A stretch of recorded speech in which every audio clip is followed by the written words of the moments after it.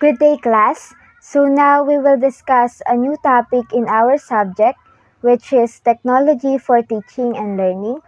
And our topic is all about ICT and assessment in learning. It will be presented by Miss Romiena Cuizon and yours truly, Miss Elliene Erandio. But before that, let us look to our objectives. So, at the end of the lesson, you are expected to first, define assessment and ICT. Second, differentiate the types of assessment. And lastly, explain the role of ICT in the assessment in learning. So, what will be the coverage of our topic? First, we have the types of assessment. But first, let us define what is assessment.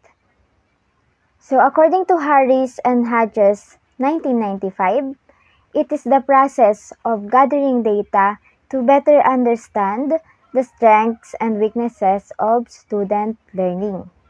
So assessment is a way or a tool that the teacher used to determine how will the students understand the lesson and also to know if the students are struggling in a certain part of the subject. So it helps the teachers to identify the strengths and weaknesses of students. So if the teachers finds out the strengths and weaknesses of their students, they can use it to aid or to tailor their instruction according to the needs of the students. Next, it is an integral part of the teaching and learning process.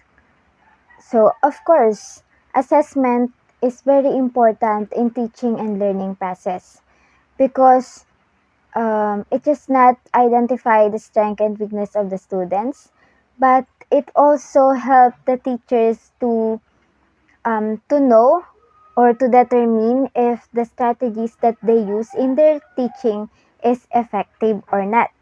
So if the teaching strategies of the teachers is not effective, they can think of other ways or other strategies that they can use for the effective learning of the students.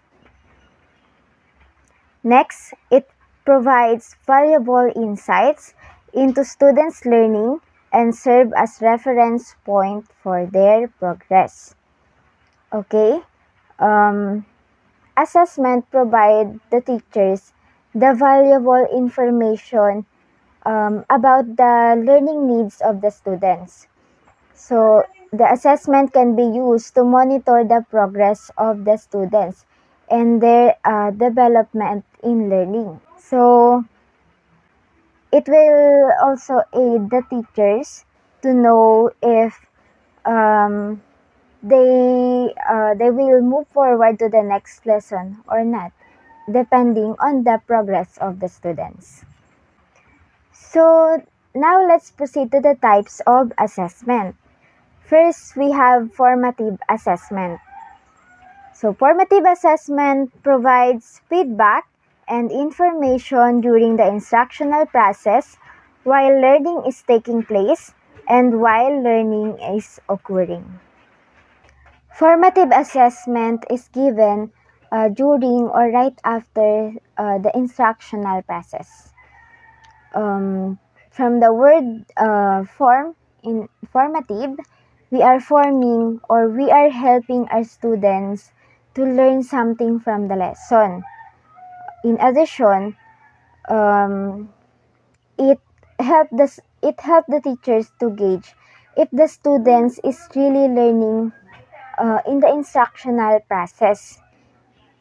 And one of the characteristics of formative assessment is that it is not graded because it is considered as part of the instruction, and it acts as a helping hand to the teachers to determine or to verify if the students really understand the lesson and if the teachers can move to the next lesson.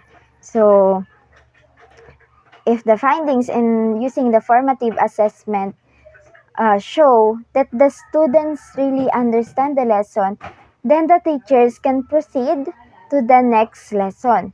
And if not, it provides the teachers the information that their teaching strategies is not effective, and they need to find a way or other strategies to effectively teach the lesson to the students. Next, we have summative assessment. So it takes place after the learning has been completed and provides information and feedback that sums up the teaching and learning process. So the difference of summative assessment to formative assessment is the time frame that it was given. Because the formative assessment is given during or right after the instructional process, while the summative assessment is given at the end of an instructional period. So, the summative assessment is more evaluative because it tends to measure if the course learning objectives are met. And one example of this assessment is the exam. So this assessment, like exam, intended to evaluate or measure the student's learning and compare it to a certain standard. So unlike the formative assessment, it is more formal, and it has clear expectations that the students need to meet. So that's why the summative assessment has a high value, or it is graded. Next, we have the diagnostic assessment. So it can help you identify your students' current knowledge of a subject, their skill sets and capabilities to clarify misconception before teaching takes place. So note that it occurs before teaching takes place. So diagnostic assessment is given before the instructional process of the teacher.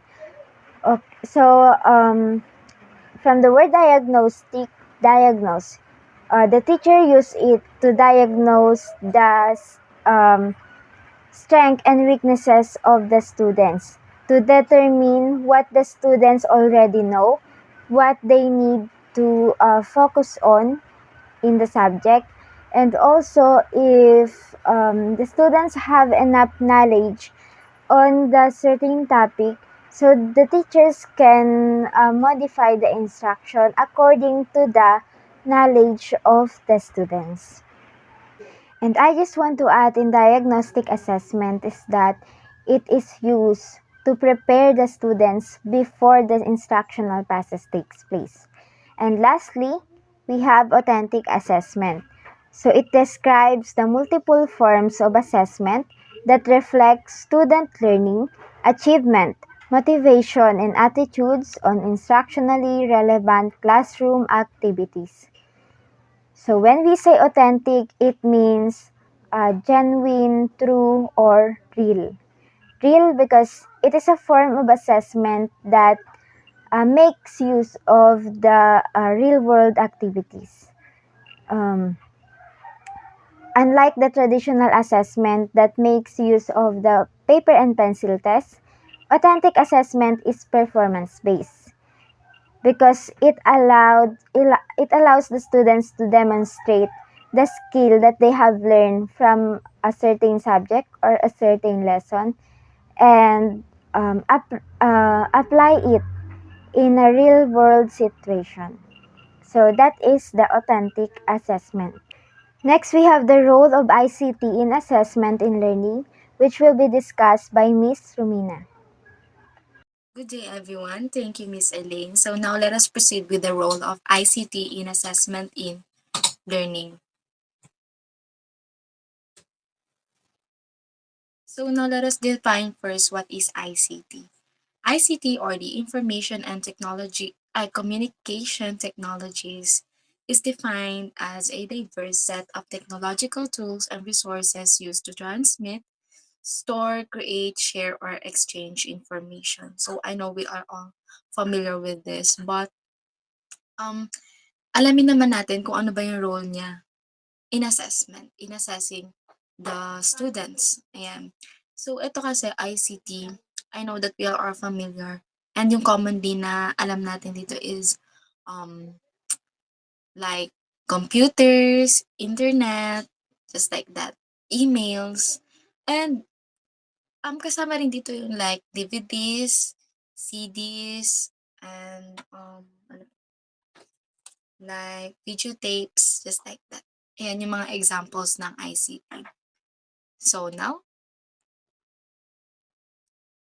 in educational assessment, the use of technology as an innovation and support for teaching and learning is essential to improve instruction and increase performance according to SIDHU 2013. So when we say innovation, ano ba? It means to have new ideas, right? Or to transform synonym words niya is yung synonym word niya is yung transformation.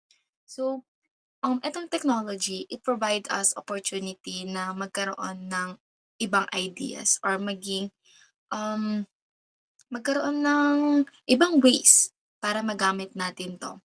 And this, technology will help us to improve our instruction and increase performance sa pagtuturo. Ayan.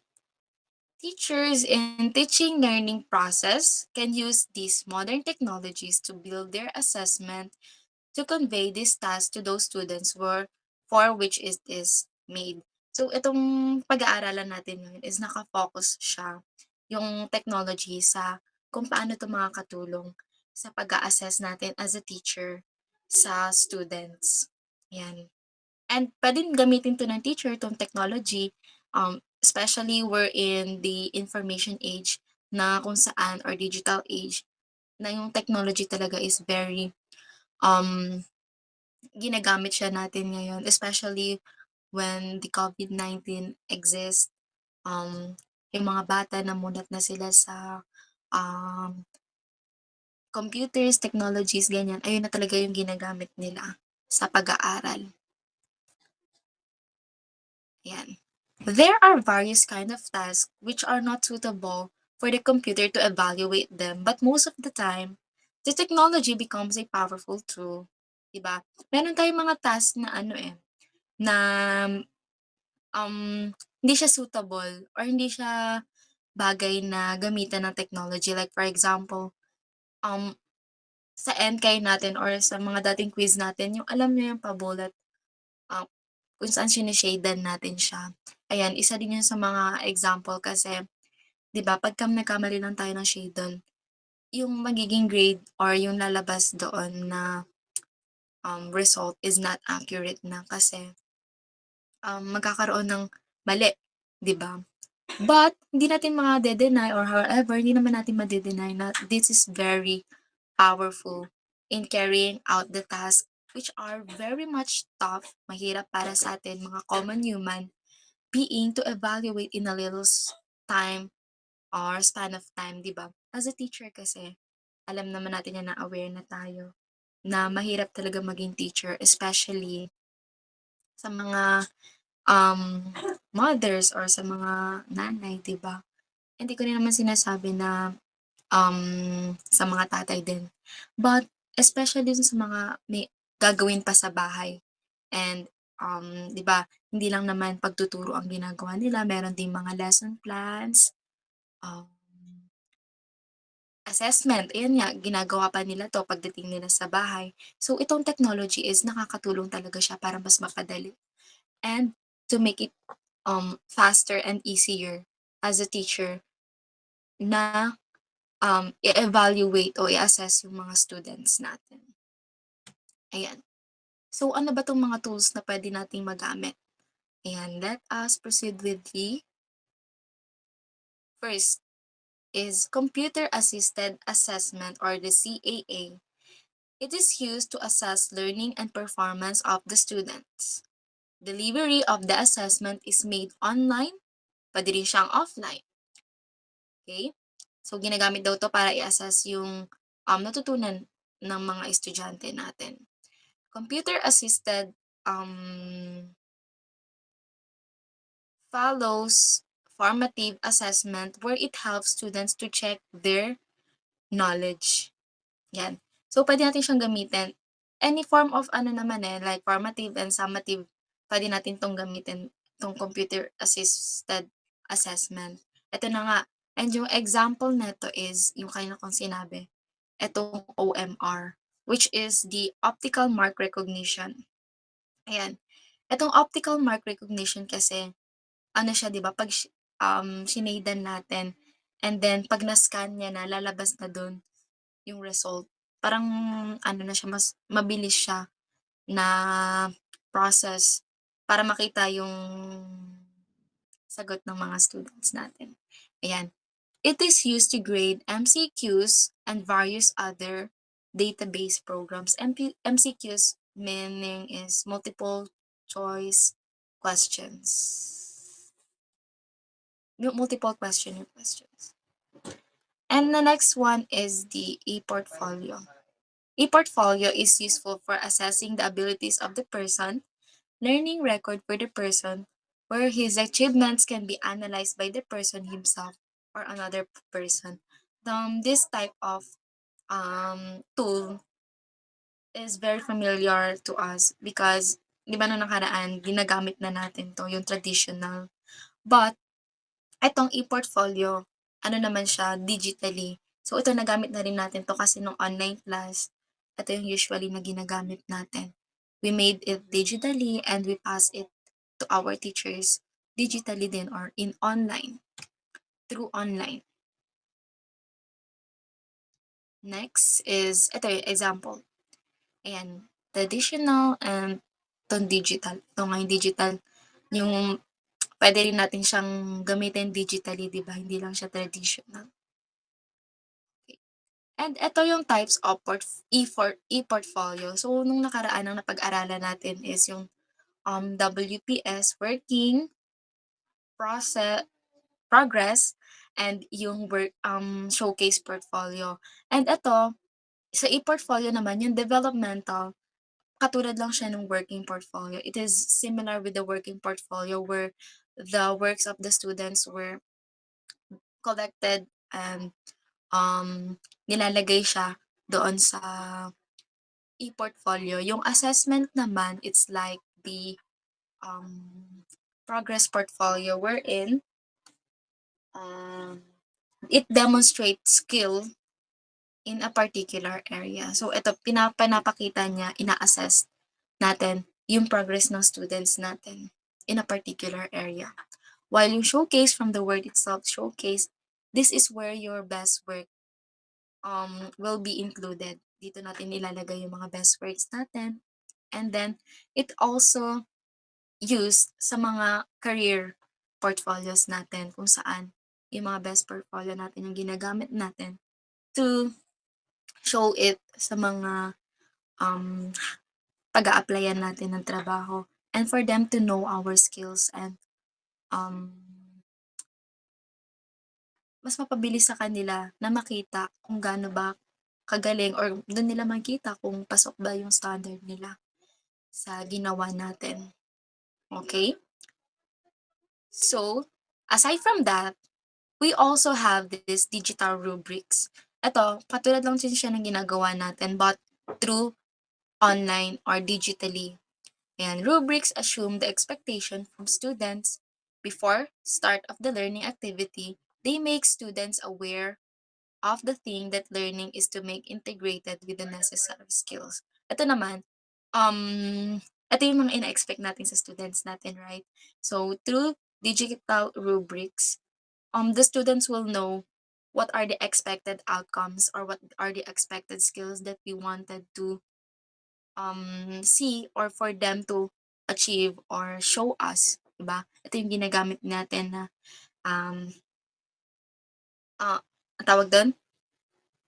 Basihan. Ayan, basihan for them to assess their grades and tayo din ma-assess natin sila and to evaluate kung nakapasok ba yung ginagawa nila sa outcomes, learning outcomes. So next is the online assessment. Ito naman, it's made online where an instructor sets some sort of a questionnaire to get it filled from the opponent. Ito, very familiar na tayo dito, di ba, yung Google Forms. Kasi, ito yung kadalasan ginagamit natin, di ba, pag may webinar tayo, ginagamit din to ng SSGs and si Sir, alam ko si Sir Paul nung nakaraan is ginamit niya rin to evaluate or to assess our classmates. And ito, through this, magagamit natin to assess, to evaluate if yung naganap ba na event and yung performance ba ng student or ng classmates natin is there's need to be improve ba or maganda yung presentation nila. Okay? So, next one is the survey tools. There are many online survey tools like SurveyMonkey, PaulDaddy, or Lime Survey that can be used to collect feedback from students regarding any matter. Itong mga websites and tools or apps na to is, I'm not very familiar with those things, but marami pa pala tayong pwedeng ma-discover, 'di ba? Pwede nating magamit kasi ang usually lang na ginagamit natin through um, call is yung Messenger, 'di ba? Pero mas marami pa pala tayong pwedeng magamit. And as a future educator, ayan, pwede natin 'to magamit. And ayan, tingnan natin kung ano ba itsura nila. Ayan, itong SurveyMonkey, yan kung makikita nyo, pwede nating i-edit. Yan, untitled question and yung may option 1, option 2, 'di ba? Para lang din siyang Google Form. Yan, 'di ba may sa Google Form pwede rin natin yung gawing poll. But ito kasi through ano talaga siya, para talaga siya sa survey. Yan. Next one is the poll daddy. Katulad lang din siya nung kanina. Yan, pwede nating ma-edit. Yan, pwede tayong maglagay ng options. And the last one is the Lime survey. In Lime survey, ito naman, ayan din no, pwede nating ilagay din dyan yung questions natin and sila na bahala mamili kung ano yung gusto nilang piliin dun sa poll na yun. Ayan yung mga examples na pwede nating magamit. Ayan. And next one, aside sa survey tools, meron ding wikis. Ito, wikis, familiar na rin tayo dito kasi nung una nating lesson, ito naturo din to sa atin ng STs natin sa TTL. So, ito daw yung wikis daw. These are the website that allows user to collaboratively edit and create content and can be very much helpful while using it as a tool for accessing peers. So, siguro kaya nasabi na it is unreliable because it can be edit ng iba't ibang mga tao or it is editable. 'Di ba? Pwede siyang mabago. But on the other hand, it is very helpful then for us because it can help us to collaborate with other students or other peers na pwede nating ma-improve pa yung bawat isa or yung content pala nung doon sa ilalagay natin na topic, di ba? And ayan, and yung very common na alam na natin is tong Wikipedia. Etong Wikipedia, marami siyang mga information na pwede nating makuha sa isang topic or halimbawa sa certain matter na pwede nating pag-aralan. Ayan. And aside from that, meron din naman tong, ayan, yung Wiki Voyage, wherein, in Wiki Voyage, this is where the places or destinations included.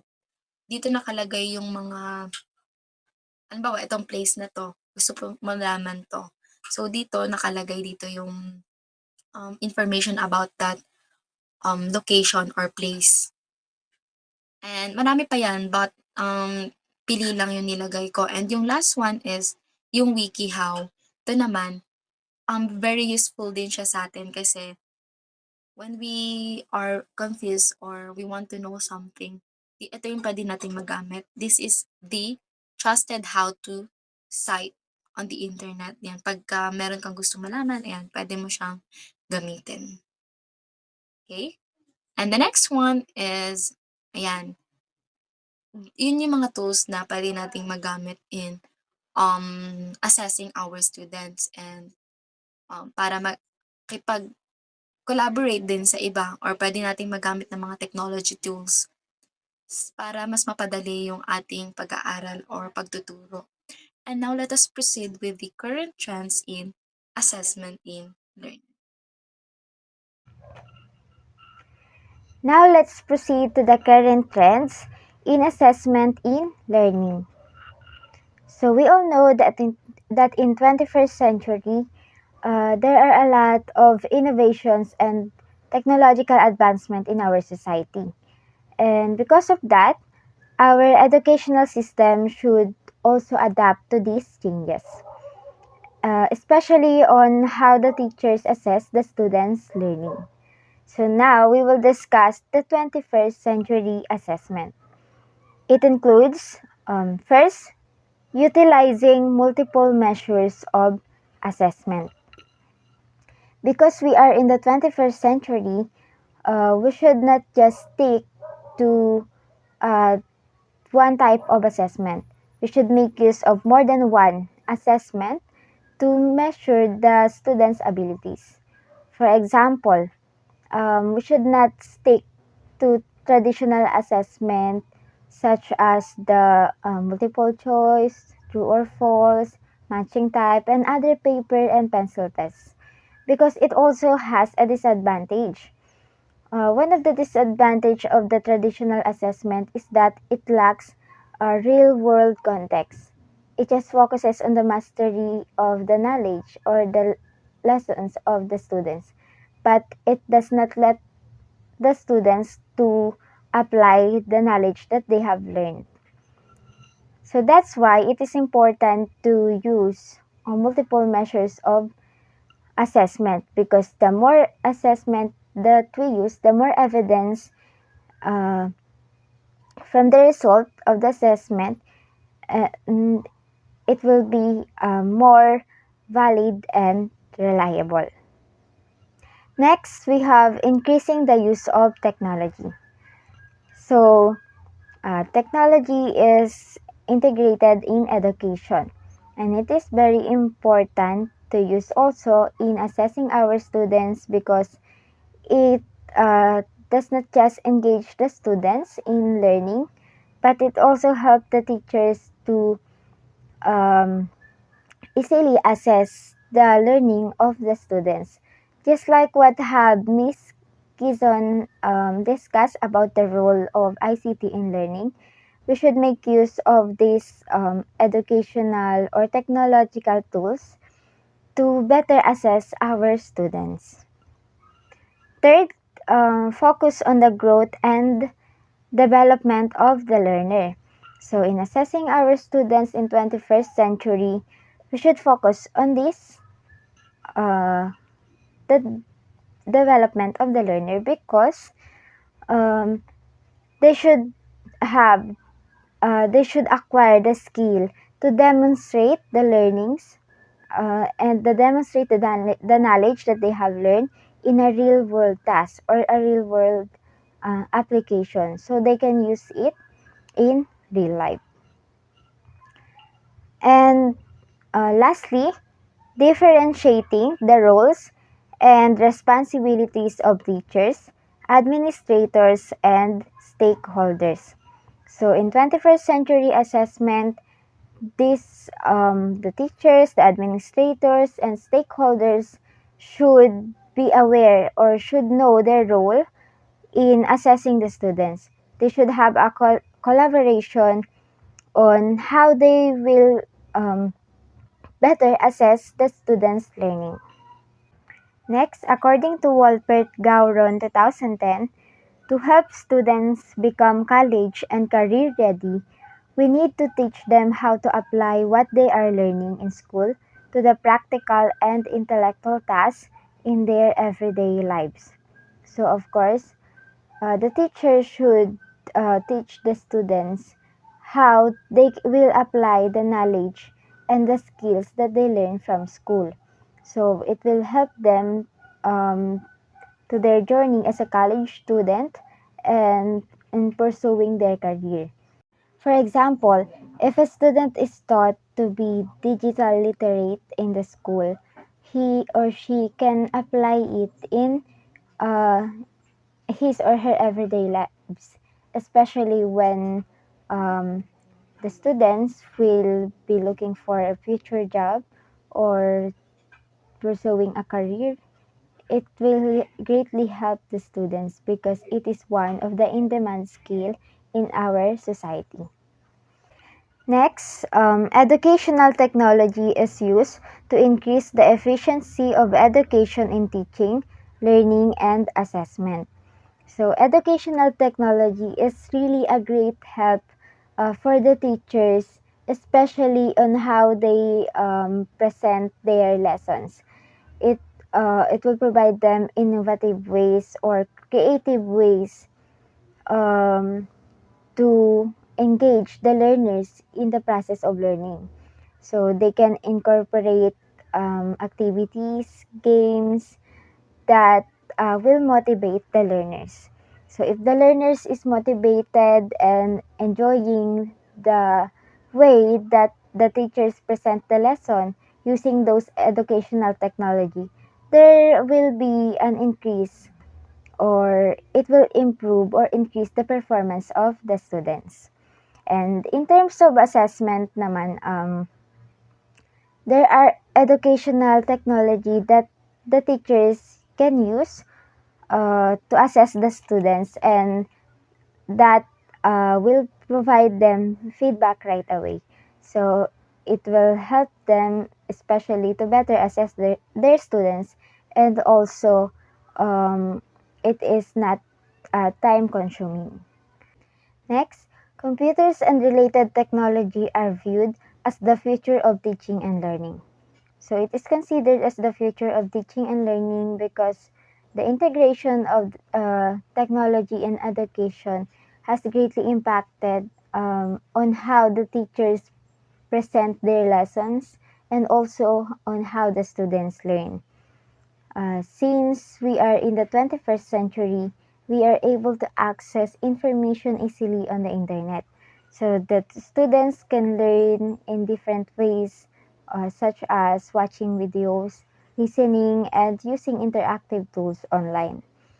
And in terms of the teachers naman, they can teach in different ways also because we are only not just sticking to the traditional setup, which is the face-to-face, but there are also ways to teach the students in an online setup, which includes the blended learning, the online distance learning, or distance learning. So now let's proceed to the criteria in choosing appropriate assessment tools. So these are the characteristics that the teacher may consider in selecting appropriate assessment tools, whether conventional or ICT based assessment.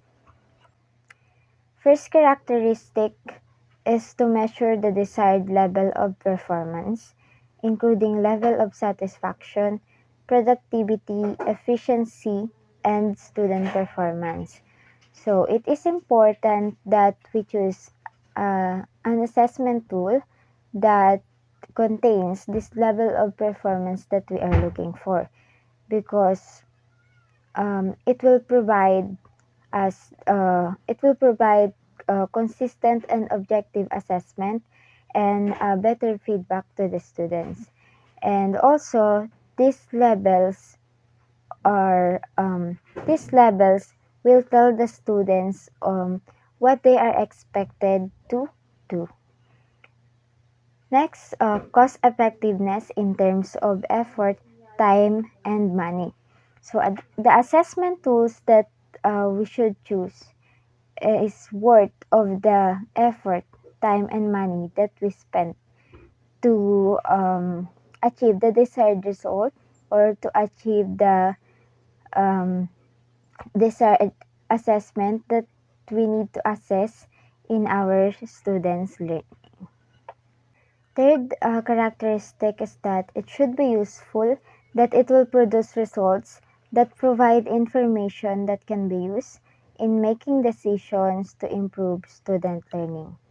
So the assessment tools that we use should produce this result that can help us to know what should be our actions to improve or increase the uh, performance of our students, and especially if there is a need to modify our instruction.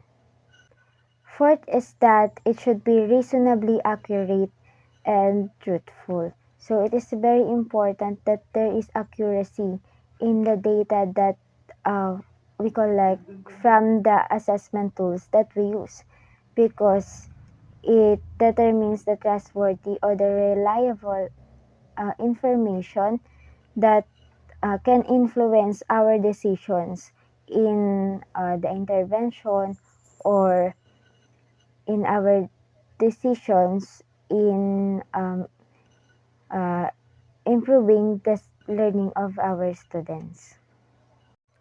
Next, dependable, consistent responses over time. So, in choosing appropriate assessment tools, it should um, produce this result, which reflects the reliability of the assessment. So, if the assessment is reliable and it provides us the same result or consistent responses, then it is considered to be a good use um, in using to assess our students. And lastly, evidence of being ongoing, not once and done. So the assessment tool that we should choose or we should use should show this result of the ongoing process, the ongoing learning process of our students. It should not be just used in one time, because in assessment there is a need to know the students' learning and their progress in a specific subject.